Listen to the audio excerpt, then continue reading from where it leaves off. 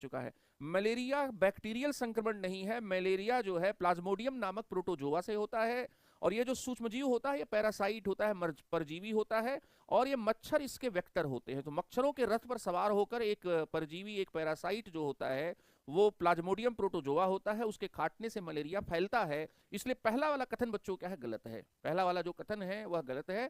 इसलिए बड़े बड़े मच्छरों के दिन या रात में काटने से आपको कई बार ये डर होता है दिन में काटेगा तो कहीं डेंगू ना हो जाए, और रात में अगर काट लिया तो मलेरिया ना हो जाए। डेंगू एक जमाने में बहुत ही खतरनाक किस्म का बुखार था। दिल्ली जैसे शहरों में डेंगू से लोगों की जान चली जा रही थी। तो लोग, डॉक्टर्स वगैरह पूछते थे कि आप दिन में सोते हैं क्या?